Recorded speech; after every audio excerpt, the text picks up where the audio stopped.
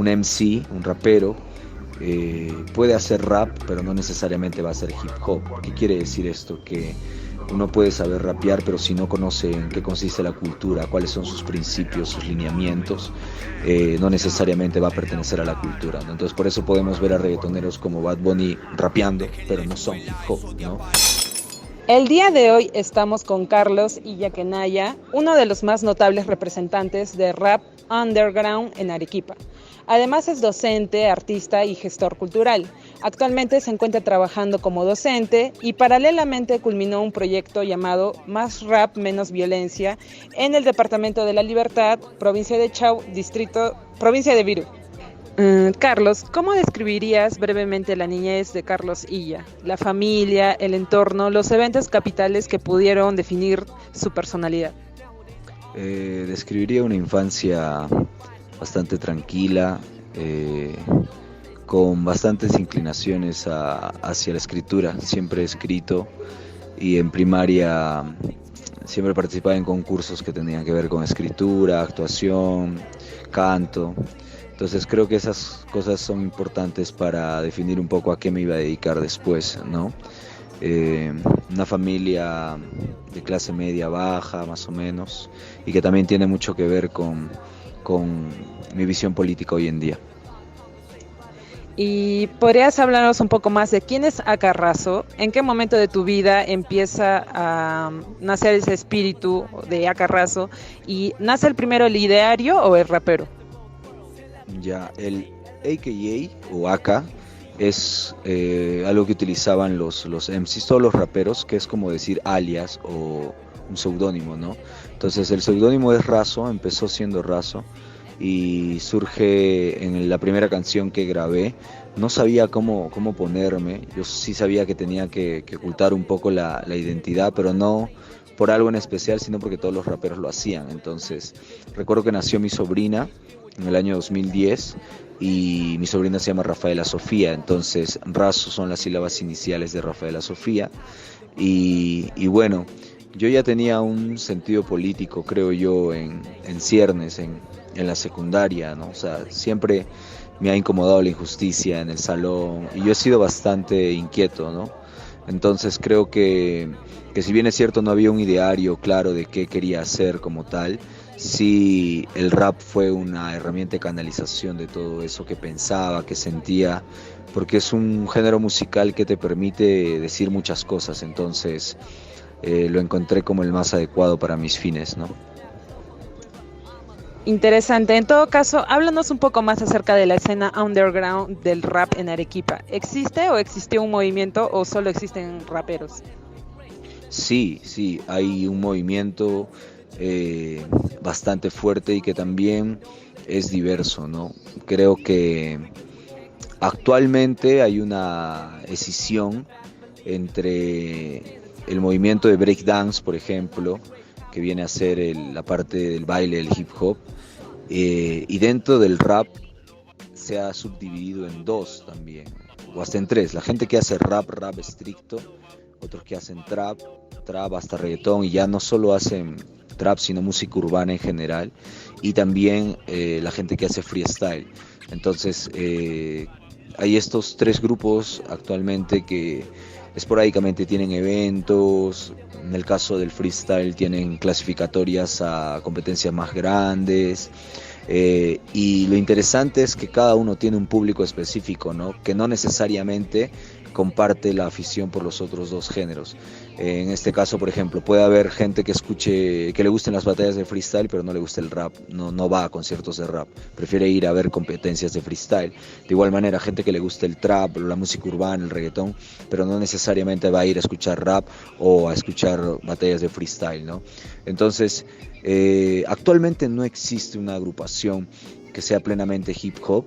Yo pertenecía a una hace algunos años atrás que se llamaba el Colectivo Ariquepay, que sí era una agrupación que intentaba darle un sentido político, social, cultural, no solo hacer rap, no solo bailar, no solo pintar, sino hacíamos talleres, conversatorios, y nos preocupábamos mucho por la formación educativa y política de los integrantes y también de los barrios a donde activábamos, ¿no? Entonces, eso fue hasta el 18, 19 aproximadamente. De ahí el colectivo Ariquepay suspende actividades. Y actualmente no he visto otra agrupación que haga eso que nosotros hacíamos. Pero el tuyo es considerado usualmente como un rap consciente. ¿Hay o debe haber consideraciones éticas al momento de considerar la música hip hop? ¿O todos los puntos de vista equivalen, incluidos los que hablan de armas, drogas y mujeres? En ese sentido, ¿qué sería lo real y lo fecal? Ay, qué interesante. Hay posturas, ¿sí? Y mi pensamiento ha evolucionado con respecto a eso. Creo que es inevitable que el rap hable de violencia porque crece en entornos de violencia. Y eso hay que entenderlo desde sus orígenes hasta los lugares donde se manifiesta. Por ejemplo, en Arequipa hubieron dos sectores que realizaron rap, donde más o menos, según la investigación que yo hice, se fue desarrollando. Uno fue Caima y el otro fue Humacoyo. Entonces, por un lado había gente con alguna cantidad de recursos, los que vivían en Humacoyo, y otros no. Entonces, el rap de, por ejemplo, de Richard H., que viene de Caima, habla de los asentamientos humanos, y para mí fue muy potente esa influencia de Richard H., por ejemplo, en Arequipa, ¿no?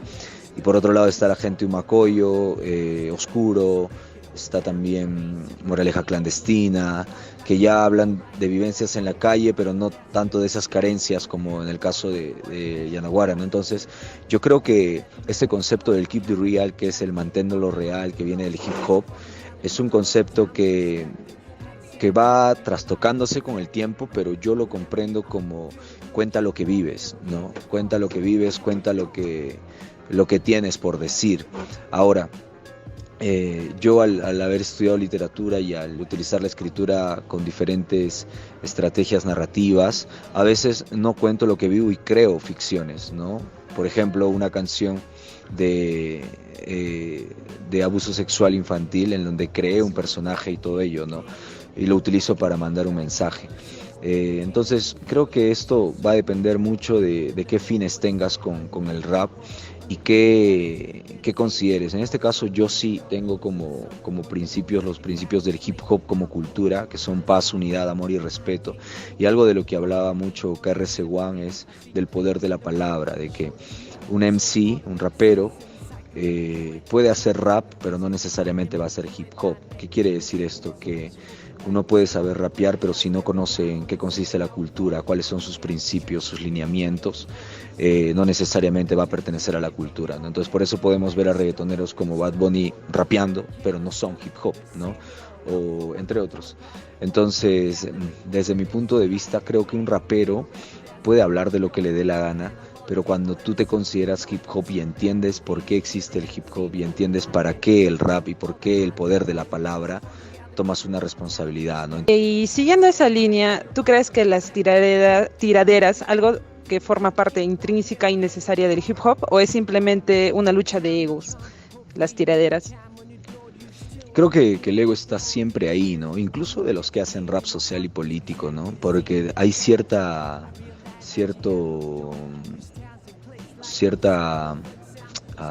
como posición moral de los que hacen rap político y social, que se creen mejores que los que hacen rap gánster o que hable de drogas. Y yo considero que es tonto, ¿no? Porque no es necesario, o sea, tú haces un tipo de música y hay gente que la consume, le gusta, para ti es importante eso, bien, pero no necesariamente yo voy a creer que mi música o lo que yo tengo por decir es más importante que lo que dice el otro, ¿no? Creo que está atravesando sus procesos, sus etapas, y si en este momento está hablando de eso es porque eso le llena, ¿no? A mí no, en lo personal. No creo que haya como que una superioridad de por medio, pero sí creo que hay cosas que yo como raso autónomo haría y cosas que no. Entonces, esto de las tiraderas a mí me gusta mucho, la verdad. Nunca he hecho una tiradera para alguien, siempre que he escrito en modo beef, modo competencia, ha sido criticando a un estereotipo de rapero, un arquetipo de rapero, y no a una persona en específico. Incluso he también criticado o hecho tiradera, entre comillas, al arquetipo de organizador, ¿no? Entonces, de los elementos dentro de la movida del rap. Entonces, a mí me parece muy interesante, es porque mide el nivel de cada rapero. pero hubo un tiempo en el que las tiraderas no solo eran musicales, o sea, para mí está bien enfrentarse musicalmente, incluso fue lo que hicieron los cultores del hip hop para eliminar la violencia en los barrios, ¿no?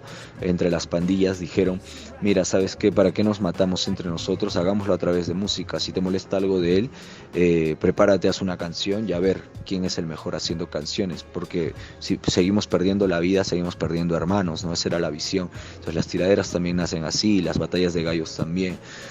El problema es cuando toma un recorrido al revés, es decir, algunos hacen tiraderas, nunca se han enfrentado, digamos, físicamente o algo así, siempre se han enfrentado a nivel de música, pero alguno no entendió lo deportivo de eso, se tiraron cosas más personales, hirientes y lo llevan hacia el barrio. Entonces sí pasa lugares en los que aquellos afectados por la tiradera de otro van y lo buscan y lo matan o le pegan, entre otras cosas, ¿no? Pero creo que dejaron de ser artistas en ese momento, ¿no? Dejaron de generar una contienda musical, sino pasaron a cuestiones ya de la vida real que no le llena para nada ni a la música, ni al barrio, y ahí sí entra una lucha de egos que creo que todos tenemos, pero en ese caso egos que esconden una fragilidad, ¿no? Porque lo que no puedo resolverlo en una canción porque no sé rimar bien o no tengo buenas figuras literarias o ni siquiera tengo un vocabulario extenso para poder decir cosas creativas a mi contrincante, lo paleo con los puños o con la violencia, ¿no? Entonces creo que ahí lo único que demuestran es que no tienen habilidad al rapear, ¿no? Ok, Carlos, quisiera que nos centremos nuevamente en lo tuyo, acerca de tu último disco, Lautaro, que es tu primer álbum. ¿Cómo asociaste la imagen del ave y de dónde viene el nombre de tu disco, Lautaro? Quisiera que nos hables un poco acerca de tu disco ahora. Lautaro no es mi primer álbum, es el segundo. El primero fue Soliloquios en el año 2016, el segundo disco que fue un EP, Un grito en el silencio, fue en el año 2017, y este que es Lautaro, que es un álbum, ¿no? En sí. La imagen del ave es un halcón, y es porque Lautaro en lengua mapuche significa halcón veloz significa Lautaro. Viene de la Araucanía, que es la zona que hoy es el centro de Chile, por ejemplo, ¿no? Entonces, hay todo un ritual allá con respecto a esta comunidad indígena originaria. El Lautaro era un adolescente, bueno, cuando nació le pusieron Lautaro, y luego su bautizo o algo así, porque bautizo es una palabra bien occidental de la religión, ¿no? Pero en este caso, digamos que su rito de iniciación era similar al de los halcones. Los halcones en un determinado momento de su vida tienen que arrancarse las plumas para mudar, ¿no? Para mudar, incluso tienen que romperse el pico también, algo similar a lo que hacen las águilas. Y ellos lo que hacían era arrancarse los vellos o vestirse con plumas y también quitárselas, simulando que este rito de iniciación era un renacimiento, ¿no?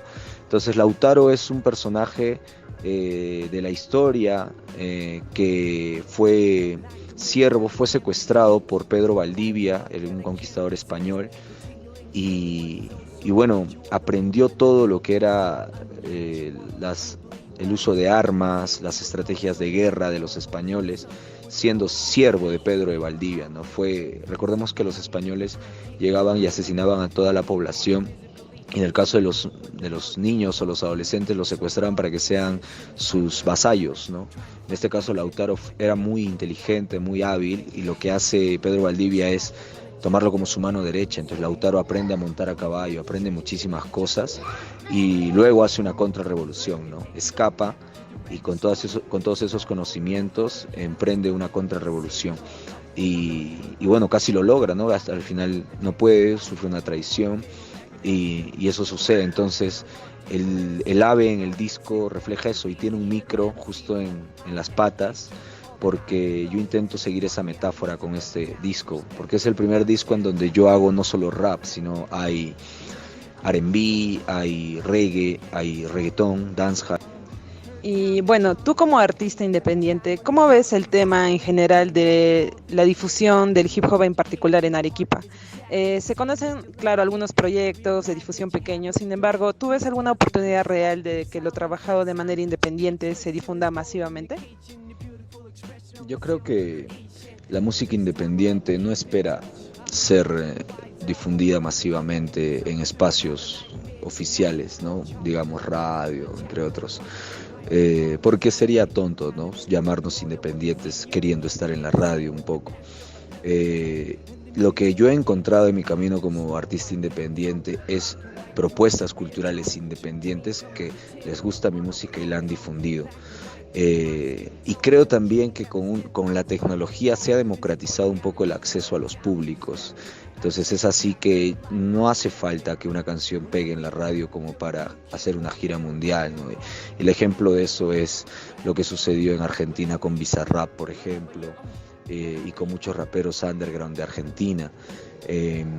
A su vez con el mismo Faraón Love Shady aquí en Arequipa, ¿no? Que claro, no es parte de la cultura hip hop ni nada por el estilo, pero hace música urbana y es un poco, y no tiene los recursos, vivía por mi barrio, en mi casa, o sea, te hablo de una persona que en realidad no tenía los medios ni nada para llegar y empezó siendo un músico independiente y con una idea de personaje y con una idea de lo que quería hacer, lo que quería contar, y ahí está, lo logró, ¿no?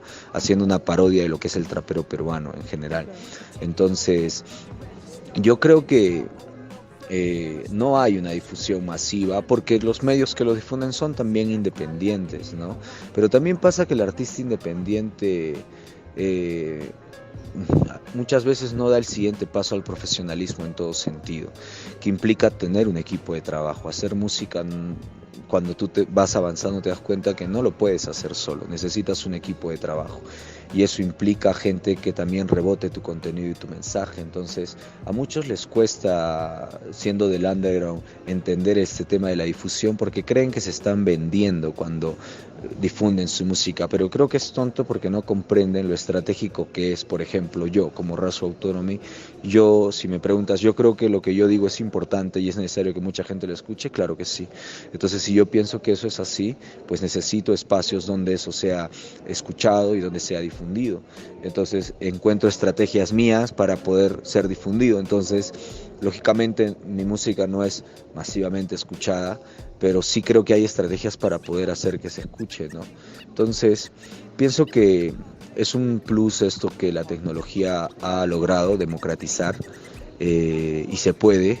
Sin embargo, aún a nivel de por ejemplo, rentabilidad, sí algunos necesitan verte en espacios oficialmente de publicidad para poder pagar por tu trabajo, digamos. Eso es lo que pienso.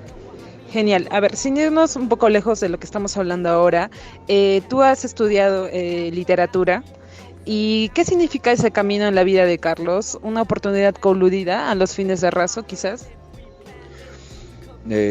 Bueno, creo que Carlos crea a Razo, y más que crearlo, Razo se sale de las manos, ¿no? O sea, tenía que estar ahí porque era una de las habilidades que tiene Razo, que tiene Carlos, mejor dicho. Y a través del rap yo descubro la docencia también, descubro la literatura. Yo empiezo a leer escuchando canciones de rap, ¿no? O sea, no entendía algunas cosas que decían algunos raperos y me ponía a buscar de qué hablaban y llegaba a libros y decía, oye, a ver, quiero entender. Y así fue que empecé a leer ávidamente, ¿no? Entonces yo quería estudiar música, sin embargo en casa no querían que estudie música porque, bueno, no se le ve un futuro a esa carrera en la mentalidad de muchas personas, ¿no? Tampoco querían que estudie literatura, era mi segunda opción. Entonces por eso yo tomo como decisión irme de casa y estudiar lo que yo quería, y estudié literatura, y descubrí algo sensacional porque yo quería escribir mejor, pero no solo terminé haciendo eso, sino terminé dándole fundamento a mi visión política, dándole estética a mi escritura, dándole historia y sentido a mi vida personal también. Entonces yo elegí, por ejemplo, la elección de mi tesis fue una elección íntima, personal, de hacer justicia a mí mismo, por ejemplo, también. Por eso hablé de racismo en la tesis. Entonces creo que sí, no es que yo lo haya pensado como tal, como dice en la pregunta, ¿no? Como una estrategia coludida de estudiar literatura para un fin específico, no. Pero todo lo que me entregó fue superior a mis expectativas. Genial. Carlos, por último, quisiera, bueno, decirte, ¿no? Que una entrevista sin confrontación, roce o incomodidad no cumpliría, digamos, parte de su fin. Aunque quizás no es el fin tampoco de esta entrevista, pero ¿no sientes que existe ese ímpetu por hacer siempre lo correcto, entendiendo como correcto la necesidad que pareces tener por no hacer lo que la sociedad espera de ti, ¿no? No haces un rap que todo el mundo hace, tu docencia o tu papel como docente no lo haces como un típico profesor lo haría, y en tu música, ¿no? En tu música, tu papel como docente y también como orador social, ¿no? Pareces tener como una necesidad de ir siempre contracorriente. ¿Podrías hablarnos un poco más sobre esto?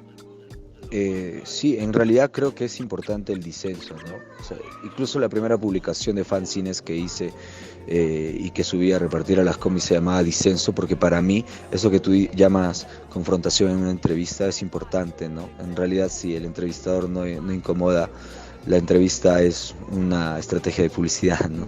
Entonces es normal en ese sentido. Y bueno, creo que yo no sé si yo quiera hacer lo correcto. Pienso que no pienso tampoco que vaya en contra de la sociedad. Pienso que hay fallas inevitables en el sistema en el que vivimos, pero que estas fallas le perjudican a los más vulnerables, ¿no? O sea, al ejercer la docencia, por ejemplo, al ir ahora ya a Chao, estar en Valle de Dios, te das cuenta que los profesores que van ahí no son profesores que quieran ir ahí. O sea, incluso uno se cuestiona si es que en realidad querían ser docentes, ¿no? Entonces están ahí uno en contra de su voluntad, por un salario, también son víctimas de un sistema como tal, tienen que ganar dinero, ¿no? Entonces, pero siempre son como que esa calidad educativa que debería haber no está en esos espacios, y precisamente son espacios donde más se necesita, donde hay lugares más vulnerables. Entonces yo no creo que esté yendo en contra del sistema como tal, sino yo solo creo, en el caso de la docencia, por ejemplo, que intento hacer lo que dice el sistema en su discurso como floro, ¿no? Porque en el currículo nacional educativo, si tú lo lees, está bien, es lo que se debe hacer en pleno siglo XXI. Con ciertas cositas, pero está bien. El punto es que no se aplica. El punto es que el docente no está preparado para aplicarlo. Entonces, por eso es que yo, al ejercer docencia, parece que soy diferente, pero en realidad yo estoy haciendo lo que se debería hacer, nada más. Y ese es el problema, que en una sociedad donde hay muchísima mediocridad, donde la mediocridad es la norma, que tú hagas ni siquiera las cosas extraordinarias, sino medianamente bien, ya te pone a un paso adelante. Y eso también es peligroso. ¿Por qué? Porque te pongo un ejemplo, ¿no? Allá no llegan libros del ministerio allá, llegaron a mitad de año y ni siquiera completos, entonces faltan para los estudiantes. Entonces, en vez de entregarles a todos, no se le entrega a nadie y se utiliza como recurso aparte. Entonces, ¿qué se hace? Los estudiantes pagan copias, fichas que nosotros los docentes les damos cada mes. Son 8 soles de fichas. Entonces yo llegué y para mí lo más honesto y transparente era, a ver, todos me están dando esta cantidad de copias, yo les voy al final de mes rendir cuentas de cuánto se ha gastado. Si es menos, se los devuelvo; si es más, les pido más. Los padres dijeron ya. Entonces lo empecé a hacer y gastaba un poco menos, a veces más, y siempre les daba como que lo que pasaba. Y eso me generó problemas, ¿no? O sea, no está mal lo que yo hice, pero me generó problemas porque los padres empezaron a decir: profesor, a mi otro hijito en otro salón eso no se hace, deberían hacerlo allá también. Empezaron a reclamarles a otros profesores esas cosas, ¿no? Y ahí yo descubrí que hay profesores que a través de las copias sacan dinero de más, ¿no? Y eso no es mi culpa, pues yo no tengo nada que ver con eso. Es mi forma de trabajar, pero te genera problemas, ¿no? Entonces, lógicamente hay problemas laborales, te quieren expectorar del espacio si no te acomodas a eso que está ahí, ¿no? Por eso te decía, la mediocridad es tan fuerte y tan grande que hacer las cosas simplemente con honestidad, ni siquiera tan, como te digo, extraordinariamente bien, genera un cambio de perspectiva. Entonces, creo que en mi música yo me libero mucho, nunca he pensado en qué van a decir de lo que digo, ¿no? Jamás. siempre me he sentido muy libre, pero siempre también me he sentido con una responsabilidad de, oye, hay gente que espera algo de mí, hay gente también que aprecia algo y sé que va a escuchar lo que yo digo, entonces hago cosas muy a propósito, por ejemplo, también, ¿no? Por ejemplo, nadie se esperaba que yo haga reggaetón, entonces cuando hice reggaetón para mí fue un guiño también, ¿no? Oye, mira esto, ¿qué puedo hacer, no? Entonces creo que al contrario, lo correcto hoy en día es ser mediocre, ¿no? Yo intento no serlo, entonces esa es como que la percepción que hay y yo pienso que se pueden lograr muchas cosas a costa de que más gente siga haciendo las cosas bien, digamos, ¿no? En una canción, en Huey Newton, por ejemplo, menciono que brilla, tú tan solo brilla, que hay cielos oscuros que necesitan tu vida. Y es un poco lo que intento decir con toda esta respuesta, ¿no? Hay mucha oscuridad, hay muchos espacios, entonces esa gente que está haciendo las cosas bien está brillando en esos espacios y se necesita, ¿no? Se necesita luz para muchas cosas. Genial, Razo. De verdad ha sido una entrevista muy nutritiva acerca del rap aquí en Arequipa, de tu papel como docente, como obrador social también. Y me encantó compartir este pequeño café contigo y te doy muchas gracias por participar en esta pequeña entrevista. Gracias.